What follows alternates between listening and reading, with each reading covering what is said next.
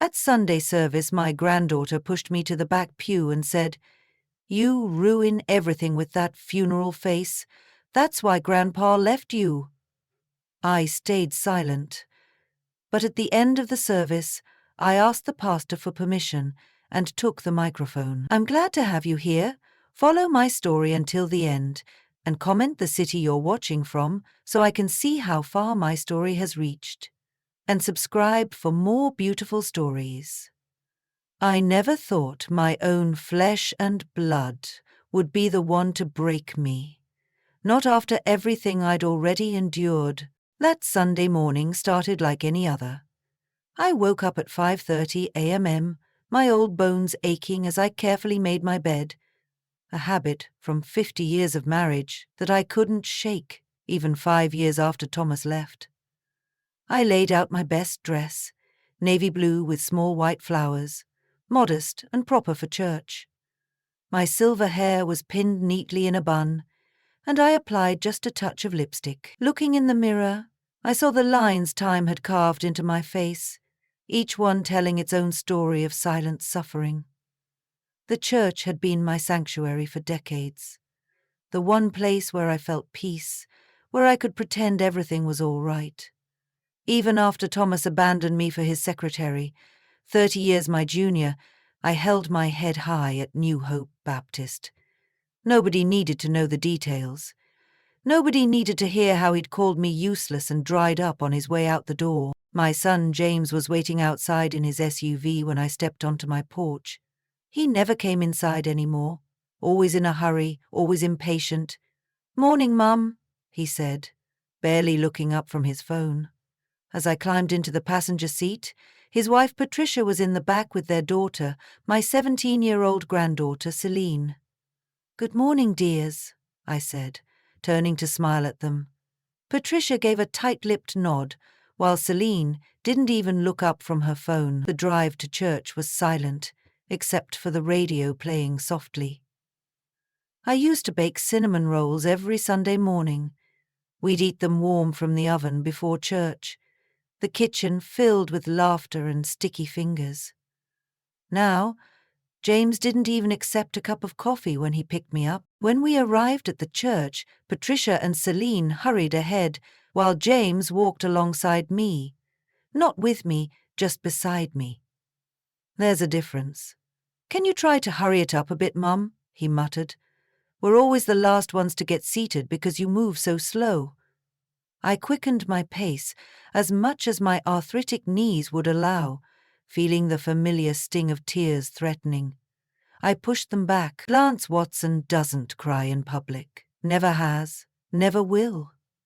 As we approached the entrance, I spotted my friend Martha waving at me. "I'll save you a seat," she called out before I could respond. Celine appeared in front of me, her face twisted with annoyance. "Grandma, we're sitting with the Millers today. Dad's trying to get Mr. Miller to invest in his business," she hissed, "so you'll have to sit somewhere else." "Oh," I said, trying to hide my disappointment. "That's fine, dear. I'll sit with Martha." "And try not to talk to everyone on your way in," she added. "You always make us late with your endless conversations." I nodded, forcing a smile. "Of course, dear." We walked into the sanctuary, the morning light streaming through the stained glass windows, casting colourful patterns on the worn wooden pews. James spotted the Millers and waved, guiding Patricia toward them. I started to follow, but Celine turned suddenly. "What are you doing?" she whispered harshly. "I thought I was going to sit with you," I stammered. She rolled her eyes dramatically. "I just told you, we're sitting with the Millers. There's no room." There were empty spaces on the pew. Plenty of room. But before I could say anything, Celine placed her hand on my shoulder and firmly pushed me toward the back. "Just go sit in the back with the other old people," she said, not bothering to lower her voice. "You always hold everything up with that depressing expression anyway. That's probably why Grandpa left you." The world stopped right there in the middle of the church aisle, with the organ playing softly and people finding their seats around us. The weight of her words crushed the air from my lungs. I stood frozen, feeling dozens of eyes on me, some pitying, some curious, some deliberately looking away in embarrassment. James and Patricia pretended not to hear. Already engaged in animated conversation with the Millers, Martha appeared at my side, her warm hand on my elbow. "Come sit with me, Blanche," she whispered, guiding me to a pew near the middle. I followed mechanically, my body moving while my mind replayed Celine's words over and over. Throughout the service, I couldn't focus on Pastor Roberts's sermon about forgiveness and truth. The irony wasn't lost on me. All these years I'd forgiven, I'd stayed silent. I'd protected everyone but myself. When the collection plate came around, I placed my usual envelope inside. 10% of my small pension, faithfully given every week. As the plate moved on, something inside me shifted.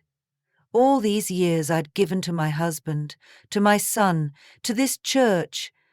And what had I kept for myself? Nothing. Not even my dignity. As Pastor Roberts finished his sermon and asked if anyone had announcements or prayer requests, I felt myself standing up. My legs moved of their own accord, carrying me toward the front of the church. I heard Martha's confused whisper behind me, but I kept walking. "Excuse me, Pastor Roberts," I said, my voice stronger than I expected. "May I say something to the congregation?"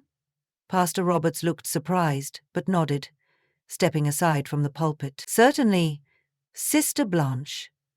As I took his place, I saw James's face drain of color, Patricia's eyes widen in horror, and Celine, my granddaughter who had pushed me away not 30 minutes earlier, freeze mid-eye roll. I gripped the sides of the wooden pulpit, feeling the strength of my 70 years flow through me. My voice, silenced for decades, was about to be heard. "Good morning, brothers and sisters in Christ," I began. "Today I want to talk to you about truth, about silence, and about what happens when we confuse one for the other." My hands trembled slightly as I stood at the pulpit, but my voice remained steady. The congregation sat in stunned silence. This wasn't like me. Blanche Watson, the quiet widow who sat in the middle pews, who brought homemade bread to potlucks, who never caused a fuss. Yet here I was, commanding the attention of everyone in the room. "Many of you have known me for years," I continued, "but none of you truly know me. You see, for most of my life, I've been living a lie, or rather, allowing others to believe a lie about me." I could see James shifting uncomfortably in his seat, Patricia whispering furiously in his ear, Celine's mouth hung open in shock. Pastor Roberts stood nearby, his expression uncertain but respectful. He'd always been kind to me, especially after Thomas left. 45 years ago, I married Thomas Watson. We stood in this very church and promised to love each other until death parted us. I paused, swallowing hard. But 5 years ago, Thomas decided he'd had enough of me and left, for a woman half my age. Murmurs rippled through the congregation. This wasn't news to most of them, though the details had been kept vague. What they didn't know was everything that came before. What you don't know, what no one knows, is that our marriage was broken long before he walked out the door. My voice wavered slightly, but I pressed on. For 4 decades I endured things no woman should ever have to endure. I looked directly at Celine, whose face had gone pale. My granddaughter just said I drove my husband away with my depressing expression. Let me tell you about this expression. Taking a deep breath, I rolled up the sleeve of my dress, revealing a faint but visible scar that ran from my wrist halfway up my forearm. Gasps echoed through the sanctuary. This scar came from the time Thomas threw me through a glass coffee table when I asked about lipstick on his collar. James was 7 years old. He was upstairs and I told him I had an accident. When he came down and saw the blood, James's face had turned ashen. This was the first time he was hearing this. I had never told him, or anyone. This wasn't the only time. There were broken ribs I claimed came from falls, black guys hidden behind sunglasses, and bruises, so many bruises, that I covered with long sleeves and high collars, even in summer. The church was completely silent now. The only sound, the soft whirring of the ceiling fans overhead. I stayed because that's what women of my generation were taught to do. I stayed to protect my son from knowing the truth about his father. I stayed because Thomas controlled all our money and threatened to leave me with nothing if I ever tried to leave. I shook my head, tears finally breaking free.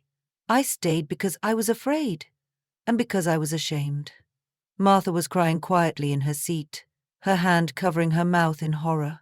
Pastor Roberts had moved closer, his face etched with compassion. When Thomas finally left me for his secretary, after 40 years, he told everyone I was cold, unloving, depressed. He rewrote our history to make himself the victim, and I let him. I kept his secrets even after he was gone. I looked directly at James. Now, your father wasn't the man you thought he was. He wasn't the doting husband who was driven away by your difficult mother. He was a cruel man who hurt me in ways I've never spoken of until today. James was staring at me, his face a mix of disbelief and dawning horror. Patricia had stopped whispering and sat rigid beside him. After Thomas left, I thought at least now I could have a relationship with my family without his shadow hanging over us. But by then, the damage was done. My son had grown up believing his father's narrative about me. He'd married a woman who saw me as the family burden, the depressing old lady who was too much trouble. I turned my gaze to Patricia, whose face flushed red. When Thomas abandoned me, James and Patricia allowed me to keep living in my home. The home I'd made with my own hands for 40 years, but made it clear it was out of obligation, not love. They never asked why I seemed sad or withdrawn. They never questioned Thomas's version of events. Turning back to the congregation, I continued. Every Sunday, I come to worship with my family, only to be treated like an inconvenience. Today, my own granddaughter told me that my face is the reason my husband left, and pushed me to the back pews so I wouldn't embarrass them in front of potential business contacts. Celine's face crumpled in shame, tears streaming down her cheeks. I'm not telling you this to embarrass my family or to get your sympathy. I'm telling you because, at 70 years old, I'm finally tired of carrying these secrets. I'm tired of being the villain in a story that was written by my abuser. Pastor Roberts stepped forward, placing a gentle hand on my shoulder. Sister Blanche, thank you for your courage. God sees your pain, and so do we. I nodded gratefully, wiping away tears. For decades, I believed that staying silent was the same as being strong, that protecting others from the ugly truth was my duty as a wife and mother. Today, I realize that my silence has only protected the wrong people. Looking directly at Celine once more, I said softly, "My dear, you don't know me. You don't know why I look sad sometimes, or why certain noises make me jump. You don't know that I still wake up in the middle of the night terrified, even though the man who hurt me is gone. You've been told a story about me that isn't true." I straightened my shoulders, feeling lighter than I had in decades. From this day forward, I'm going to live in truth. If that means I worship alone, so be it. If that means my family chooses Thomas's lies over my truth, I'll accept that too. But I will not be silenced any more. As I stepped away from the pulpit, the church erupted. Some people were crying openly. Others sat in shocked silence. A few older women nodded in understanding. Perhaps they had secrets of their own. Pastor Roberts took the microphone. Let us pray for Sister Blanche and for healing in her family. I returned to my seat beside Martha, who wrapped her arm around my shoulders. I didn't dare look at James, Patricia, or Celine. I had said my piece. What happened next was up to them. As the congregation bowed their heads in prayer, I kept mine high, eyes open. For the first time in my life, I wasn't hiding. I wasn't pretending. I was simply blanched, wounded, but standing. Silenced no more. The service ended in a blur. People approached me, some with tears in their eyes, others with awkward condolences. Most didn't know what to say, and I didn't blame them. What do you say to a woman who has just laid bare decades of abuse and isolation?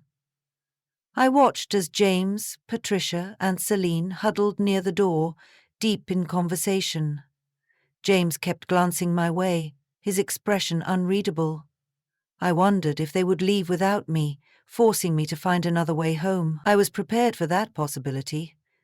I was prepared for anything now. The church emptied slowly, people lingering longer than usual. Some approached me with gentle touches on my shoulder or whispered words of support. Martha stayed by my side, a silent guardian against the stares and whispers. Do you want me to drive you home? She asked quietly, as the last few congregants filed out. I was about to accept when I saw James walking toward me alone. Patricia and Celine had already gone outside. I'll drive Mum home, he said to Martha, his voice strained but determined. Martha looked at me questioningly. I nodded. It's all right, thank you. Martha squeezed my hand and left, pausing to give James a look I couldn't quite interpret. Judgment? Warning? Perhaps both? The church was nearly empty now, just James and me and Pastor Roberts, tidying up at the altar. Why didn't you ever tell me? James asked, his voice barely above a whisper. I sighed, suddenly feeling every one of my 70 years. What would it have changed? James, you adored your father. He was hurting you. His voice cracked. All those times you said you fell or bumped into something, you were a child. I interrupted. It wasn't your burden to bear. And when I wasn't a child anymore, when I was a grown man with a family of my own, you still kept his secrets. I looked at my son, really looked at him, his father's height and jawline, but my eyes that now glistened with unshed tears. By then, the lies had become our reality.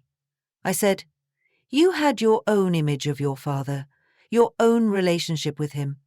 I didn't want to destroy that, even after he left you, even when he turned us against you. I nodded. Even then, some habits are hard to break. James, I protected him for 40 years. It becomes automatic. We sat in silence for a moment. Through the stained glass windows, I could see Patricia pacing in the parking lot, checking her watch. Celine sat in the car, her face hidden behind her long hair. I don't know what to say, James finally admitted. I don't know how to process any of this. You don't have to say anything. You don't have to believe me either. I stood up, gathering my purse. I didn't speak up today for you or for anyone else. I did it for me. As we walked toward the exit, Pastor Roberts approached. Sister Blanche, Brother James, he acknowledged us both with a nod. If either of you would like to talk more about this, my door is always open. Thank you, Pastor, I said sincerely. James said nothing but gave a tight nod. The drive home was silent. Patricia sat in the back seat, her arms crossed tightly over her chest. Celine stared out the window, her cheeks stained with dried tears. No one spoke. What was there to say? When we reached my small house, the one Thomas had left me as a generous parting gift after taking most of our savings, James pulled into the driveway but kept the engine running. Well, see you next Sunday, he said mechanically. I looked at him, then back at Patricia and Celine. Will you? No one answered. I meant what I said in church. If you choose not to believe me, if you decide it's easier to keep believing Thomas's version of things, I'll understand. But I won't apologize for finally telling the truth. Patricia cleared her throat. Do you have any proof of any of this? The question stung, but I wasn't surprised. Patricia had always preferred Thomas, had always seen me as the difficult one. Besides the scars on my body, I asked quietly. No, Patricia, abusers rarely leave a paper trail. James winced at the word abuser, as if hearing it applied to his father physically hurt him. There's a box, I said, suddenly remembering. In the attic. I kept some things. Evidence, I suppose you'd call it. I was going to use it if I ever found the courage to leave him. What kind of evidence? James asked. Pictures of injuries, a few hospital reports where I lied about how I got hurt, some journals, I paused, and letters from the other women. Other women. James's knuckles whitened on the steering wheel. Your father's affairs didn't start with his secretary, James. She was just the one he finally left me for. Celine spoke for the first time since the church. Can we see them? The things in the box? I looked at my granddaughter, her young face twisted with confusion and shame. She needed to know. Perhaps they all did. Yes, I said simply. Come inside for a moment. I thought they might refuse. Patricia looked like she wanted to object, but James was already turning off the engine. One by one, they followed me into the house they rarely entered anymore. The living room was exactly as it had been when Thomas left. The same worn furniture, the same faded curtains. I hadn't changed anything, partly because I couldn't afford to, and partly because some small part of me was still frozen in the life he'd left behind. I'll get the box, I said. It's in the attic. James, would you help me with the ladder? As James pulled down the attic stairs, I could feel Patricia's eyes taking in the house. The water stain on the ceiling that had never been fixed, the outdated kitchen, the general air of gentle decline. Was she seeing it differently now? Not as the home of a depressed old woman who couldn't keep up, but as the prison it had been for so many years. The attic was dusty and hot, even in September. I pointed to a corner where a plain cardboard box sat unmarked among holiday decorations and old suitcases. That one, I said. James retrieved it, holding it as if it might contain something dangerous. In a way, it did. We returned to the living room where Patricia and Celine waited. I placed the box on the coffee table and slowly removed the lid. I haven't looked at these things in years, I admitted. After he left, I thought about throwing it all away, starting fresh, but something stopped me. The first item I removed was a small photo album. I handed it to James, my hands steady despite the emotions churning inside me. This is what your father did to me over the years, I said simply. This is what I hid from you. James opened the album. Patricia and Celine leaned in to see. The first photo showed a much younger me, with a black eye and split lip. The date on the Polaroid read June 15th, 1979. James's 8th birthday. Celine gasped. Patricia's hand flew to her mouth. James just stared, turning pages slowly, each one revealing another documented injury, another date that probably corresponded with some happy family memory in his mind. My God, he whispered. Mom, I had no idea. That was the point, I said quietly. No one did. I expected things to change after that Sunday. What I didn't expect was the complete silence that followed. For 3 weeks, my phone didn't ring. James didn't come to pick me up for church. No one from my family called to check if I was alive or dead. It was as if I had vanished from their lives completely. I still went to church, taking the bus that stopped 2 blocks from my house. Martha saved me a seat each Sunday, and other congregation members, many who had barely spoken to me before, now greeted me warmly, some with a knowing look in their eyes. Women, mostly women, who perhaps understood more than they let on. "Have you heard from James?" Martha asked, one Sunday, as we walked out of the service together. I shook my head. "Not a word." She frowned. "That's not right. No matter what they think of your story, you're still his mother." My story. As if what I'd revealed was a tale I'd spun, not the painful reality of my life. But I understood. It was easier for people to think of it that way. Something separate from me, something that could be believed or disbelieved, accepted or rejected. "They need time," I said, "more to convince myself than Martha. It's a lot to process." "Time is one thing, abandonment is another," Martha replied firmly. "Do you want me to call him?" "No," I said quickly. "Please don't. They'll reach out when they're ready. If they're ever ready," a small voice whispered in my mind. That evening, I sat on my porch swing, watching the sunset paint the sky in shades of pink and gold. My neighbor across the street, Mr. Henderson, waved as he collected his mail. I waved back, grateful for the simple acknowledgement of my existence. The sound of a car pulling into my driveway startled me for a moment. Hope fluttered in my chest. James? Celine? But the car wasn't familiar. A sleek black sedan I'd never seen before. When the driver's door opened, my heart nearly stopped. Thomas. He looked older, of course. It had been 5 years, but still handsome in that sharp, dangerous way that had first attracted me all those decades ago. His silver hair was perfectly styled, his clothes expensive and crisp. He'd done well for himself after leaving me. "Blanche," he said, his voice that same smooth tenor that could switch from charm to cruelty in an instant. "We need to talk." I didn't invite him inside. Some boundaries once established shouldn't be crossed again. "Say what you came to say, Thomas," I replied, remaining seated on my swing. He climbed the 3 steps to my porch, his movements still agile despite being nearly 75. "James called me. Told me some interesting things you've been saying at church." Of course, James hadn't called me in 3 weeks, but he'd called his father. The betrayal stung more than I cared to admit. "I didn't say anything that wasn't true," I stated firmly. Thomas's smile didn't reach his eyes. It never had. "Come now, Blanche.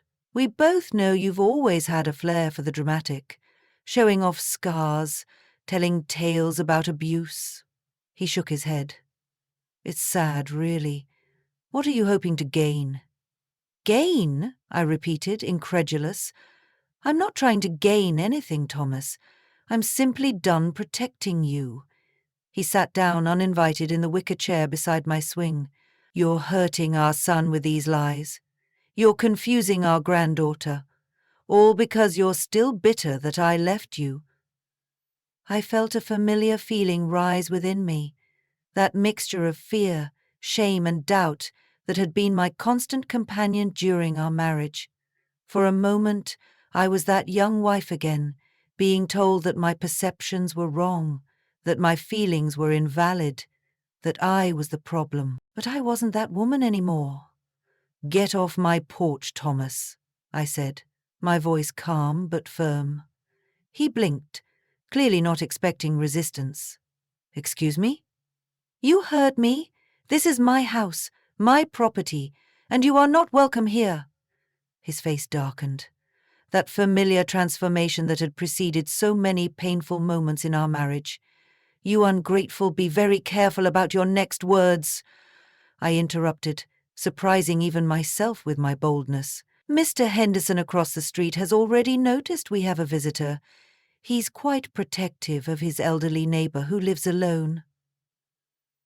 Thomas glanced toward the street, where indeed Mr. Henderson was watching us while pretending to trim his hedges. "You've lost your mind," Thomas said, but he stood up. James is right. You're just a bitter old woman making up stories for attention. Is that what he said? The pain in my voice was evident even to my own ears. Tomas's smile returned, cruel and satisfied more or less. He's embarrassed, Blanche. They all are. That little show at church, it's made you the talk of the town. And not in a good way. I closed my eyes briefly, steadying myself. I don't believe you. Call him yourself. Oh, wait. You can't. Because he's not answering your calls, is he? Thomas chuckled. Face it, Blanche. They've chosen me. They always will. With that parting shot, he descended my porch steps and returned to his expensive car. I watched him drive away, my hands trembling slightly in my lap. That night, I tried calling James for the first time since the revelation at church. As Thomas had predicted, the call went straight to voicemail. I didn't leave a message. What was there to say? The next morning, I received a text message from an unknown number. It was Patricia. Please stop trying to contact us. James is very upset by your false accusations against his father. We need space from your drama. False accusations? Drama? The words cut deep, but they weren't surprising. Thomas had always been the master of spinning narratives. Of course he'd convinced them I was lying. I placed my phone on the kitchen table and stared at it for a long time. Then I did something I'd never done before. I blocked their numbers. All of them. James, Patricia, even Celine. If they wanted space, they could have it, but it would be on my terms, not theirs.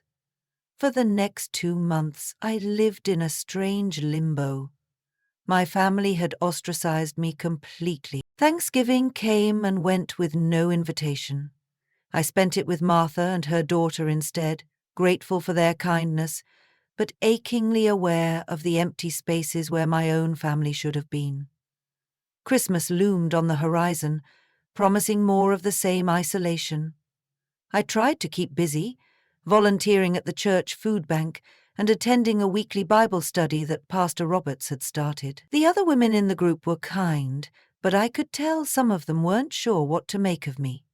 Was I a brave truth-teller or a delusional old woman? Their uncertainty was palpable. One bitterly cold evening in mid-December, I returned home from the grocery store to find a small package on my doorstep. No sender information, just my name and address, and handwriting I didn't recognize. Inside was a silver frame containing a photo I'd never seen before. Me holding baby Celine in the hospital. My face radiant with joy as I gazed at my newborn granddaughter. Tucked into the corner of the frame was a small note.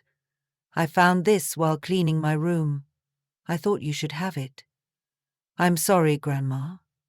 As tears blurred my vision, I clutched the frame to my chest. It wasn't forgiveness or reconciliation.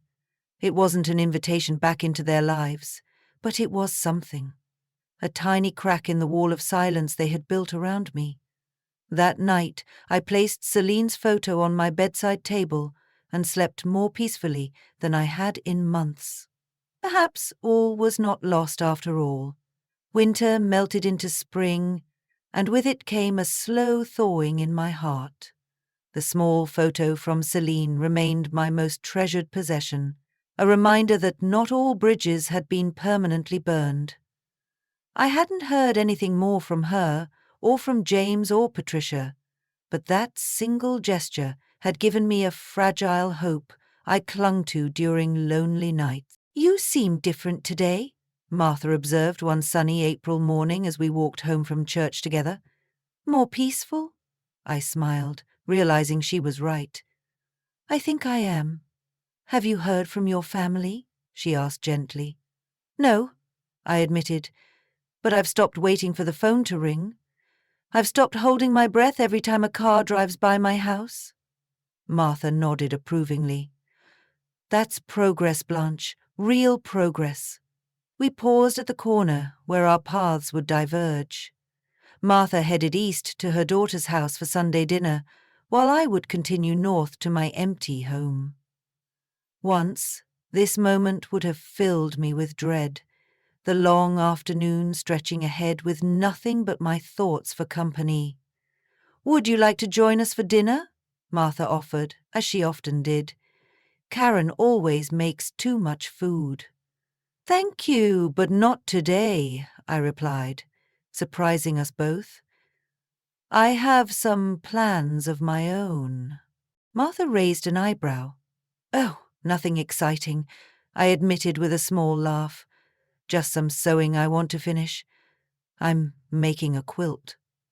It sounded insignificant, said aloud, but the project had become important to me over the past few months. I was creating something beautiful with my own hands, something that would outlast me, something that represented all the pieces of my broken life, stitched together into something new and whole. "Oh, don't be a stranger," Martha said, giving me a quick hug before heading on her way. When I reached my house, I noticed Mrs. Abernathy from next door struggling with some heavy bags of potting soil for her garden. Without hesitation, I crossed over to help her. "Oh, Blanche, you're a lifesaver," she exclaimed as I took one of the bags. "These seemed lighter at the store." "They always do," I laughed, following her to her backyard, where she had flower beds prepared for planting. "I'm putting in some dahlias and zinnias," she explained, showing me the seed packets. "They should bloom all summer long." I admired her garden plans, remembering how I'd once loved gardening myself. Thomas had criticized my dirt-digging habit, as he called it, saying it made my hands look like a farmhand's. Eventually, I'd given it up, along with so many other small joys. "I used to grow the most beautiful roses," I found myself saying, "red ones that smelled like heaven." Mrs. Abernathy's eyes lit up. "I have the perfect spot for roses, on the south side. Would you help me choose some varieties? I'm hopeless with anything more complicated than marigolds." Before I knew it, I was spending the afternoon in Mrs. Abernathy's garden, my hands in the rich soil, planning where to plant climbing roses and discussing the merits of different mulches. By the time I returned home, my clothes were dirty, my cheeks sun-kissed, and my heart lighter than it had been in years. That evening, as I washed the soil from under my fingernails, I gazed at my reflection in the bathroom mirror. The woman looking back at me wasn't the same one who had stood at that church pulpit 5 months ago. Her eyes were clearer, her shoulders straighter. There was color in her cheeks that hadn't been there before. I was changing inside and out. The next day, I did something I'd been contemplating for weeks. I called Alice Henderson, a real estate agent whose number I'd seen on signs around town. "I'd like to sell my house," I told her when she answered. "Oh, are you moving in with family?" she asked pleasantly. "No," I said firmly. "I'm downsizing, looking for somewhere new just for me." It was time. This house held too many ghosts, too many painful memories. Every room contained echoes of Thomas's anger, of my fear, of decades of pretending. I needed, a fresh start. Alice was efficient and kind. Within a week she'd arranged for a home inspector and had taken professional photographs. "It's a solid house in a good neighborhood," she assured me.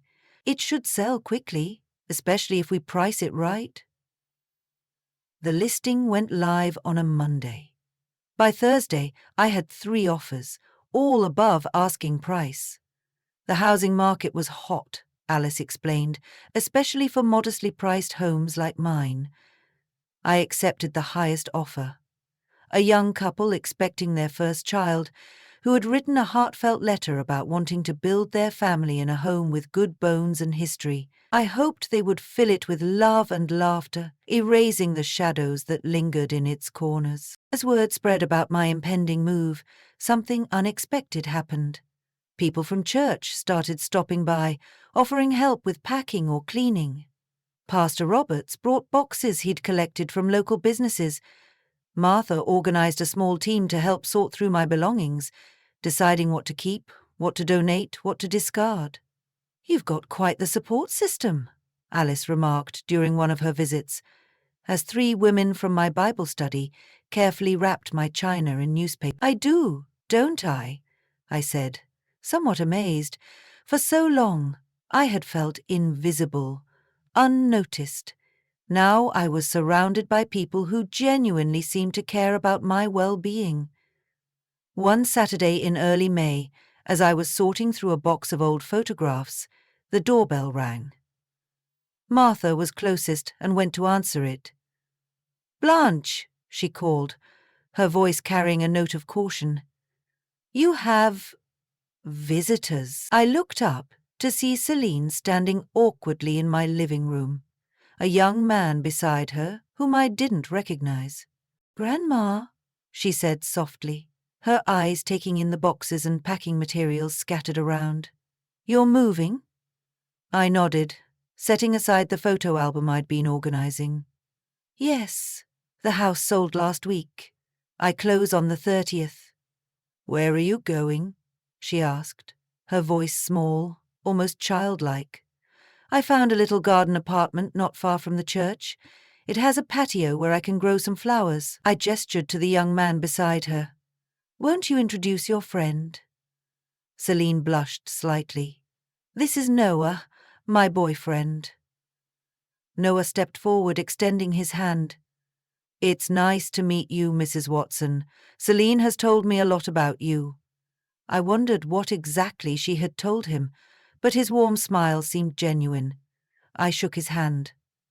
"Please, call me Blanche." An uncomfortable silence fell. Martha, ever perceptive, murmured something about checking on the kitchen packing and slipped away, giving us privacy. "I got into State University," Celine finally said. "I start in the fall." "Congratulations," I said sincerely. "You always were a smart girl. What will you study?" "Psychology," she answered, a hint of defiance in her voice. "I want to understand people, why they do the things they do." I nodded, understanding the unspoken subtext.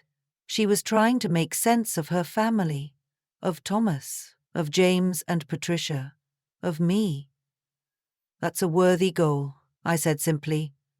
"Would you like some tea? I haven't packed the kettle yet."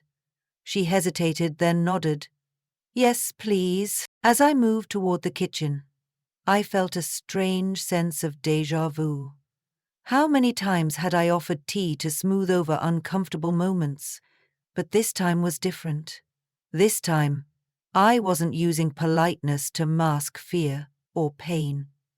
I was simply a grandmother offering hospitality to her granddaughter and her young man. It was a small step, but an important one. The reconstruction of my life, and perhaps of our relationship, had begun. 2 years can change everything. My garden apartment had become a true home. My small patio transformed into a riot of color. Roses climbing trellises, herbs spilling from terracotta pots, and a comfortable chair where I often sat in the evenings with a cup of tea, watching the sunset paint the sky. I had found peace in my solitude, discovered strength I never knew I possessed. The woman who had stood trembling at that church pulpit 2 years ago would hardly recognize me now. The doorbell chimed, pulling me from my thoughts. I checked my watch. Right on time. Celine was nothing if not punctual, a trait she'd inherited from me, though she probably didn't realize it. "Grandma," she exclaimed as I opened the door, wrapping me in a warm hug that still surprised me. These displays of affection had come gradually over the past 2 years, each one a small miracle. "I brought sandwiches from that deli you like." "You spoil me," I smiled, ushering her inside. Celine had become a regular visitor, stopping by at least twice a month. Our relationship had been rebuilt slowly, cautiously at first, like placing one foot in front of the other on ice that might crack. But with each visit, each conversation, The ice had thickened beneath us. "How are your classes?" I asked, as we settled at my small dining table, unwrapping sandwiches and pouring iced tea. "Challenging," she admitted. "This developmental psychology course is fascinating, but the professor is brutal with grading." She took a bite of her sandwich, then added, "Noah says hi, by the way. He's sorry he couldn't come today. He's stuck in a study group." I nodded, genuinely disappointed. I had grown fond of Noah over the past year. He was kind to Celine, respectful to me, and possessed a quiet wisdom unusual in someone so young. "And how are your parents?" I asked carefully. The question still hung awkwardly between us, even after all this time.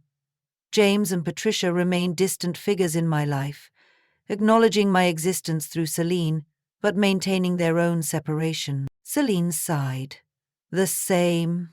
Dad's working too much. Mum's planning some charity gala." She hesitated, then added, "They asked about you." My heart quickened. "Oh?"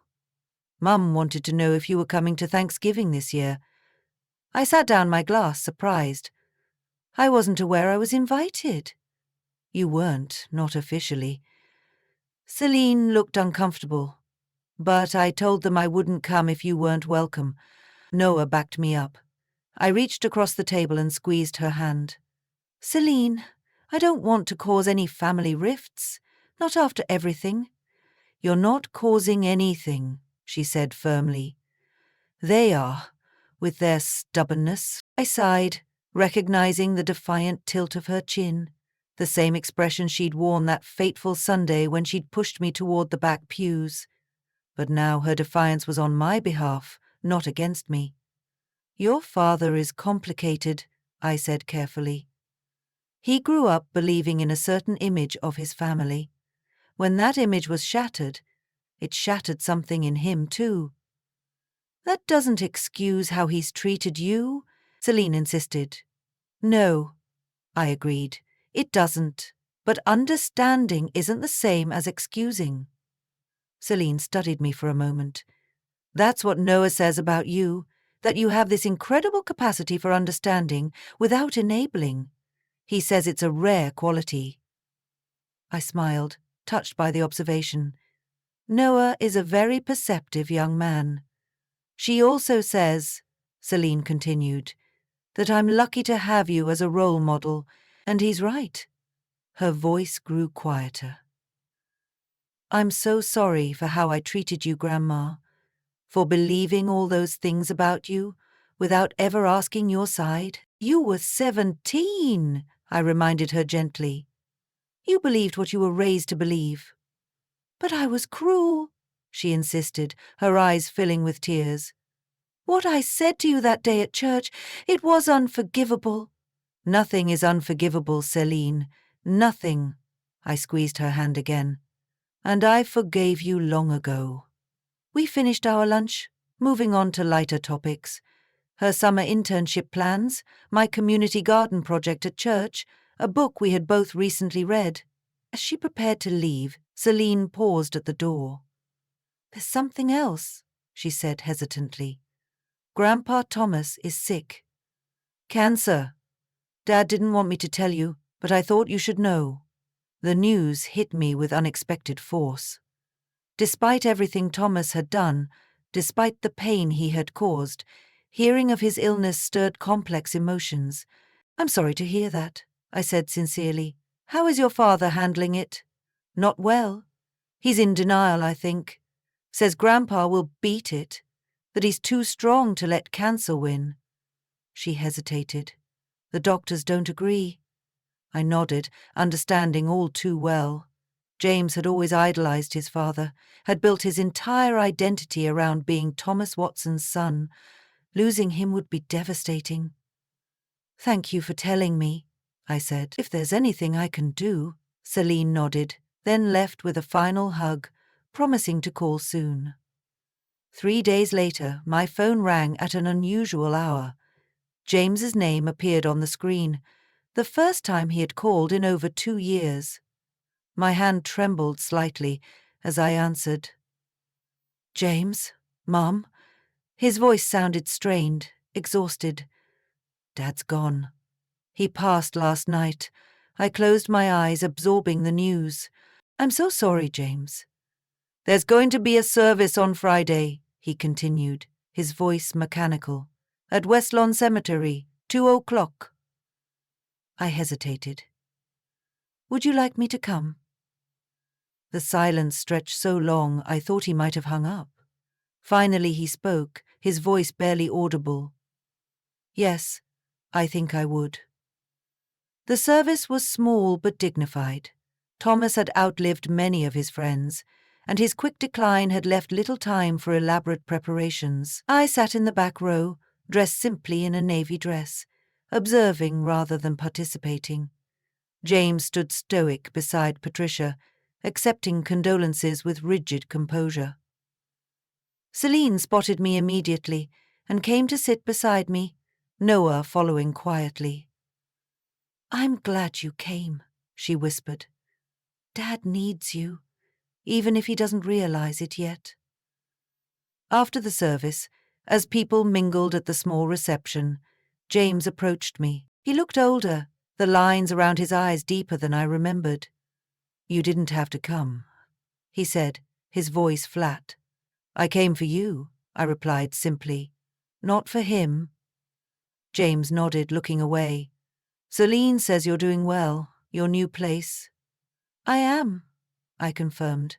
It suits me. An uncomfortable silence fell between us. There was so much unsaid, so many wounds still unhealed. Did you ever hate him? James finally asked, his voice low. I considered the question carefully sometimes, I admitted, but mostly I pied him. He was a deeply unhappy man. James, and unhappy people often make others unhappy too. James's composure cracked slightly, his eyes glistening. I don't know how to reconcile the father I thought I knew with the man you described, with what I found in your box of evidence. You don't have to reconcile them, I said gently. Both versions were real in their own way. He could be charming, generous, even loving sometimes, and he could be cruel. People are complicated, James, even the ones we love. A single tear escaped, tracking down his cheek. I should have believed you. Yes, I said softly. You should have. He looked at me, then really looked at me, perhaps for the first time in years. I don't know how to fix this. Maybe we don't fix it, I suggested. Maybe we just start building something new, something honest. Patricia approached cautiously, her eyes wary but not unkind. James, the minister is leaving. He wanted to speak with you. James nodded, wiping his cheek quickly. I'll be right there. He turned back to me. Will you stay a while? Maybe we could talk more after everyone leaves. I'd like that, I said. As he walked away, I felt a strange sense of lightness. Not happiness exactly, there was still too much pain for that, but possibility. The possibility of reconciliation, of understanding, of truth. Later that evening, as I sat in my garden watching the stars emerge one by one, I thought about redemption. Not the dramatic kind you see in movies, with tearful embraces and instant healing, but the quiet, gradual kind that comes with time and patience. My life had been broken and rebuilt like a mosaic made from shattered pieces. It wasn't perfect.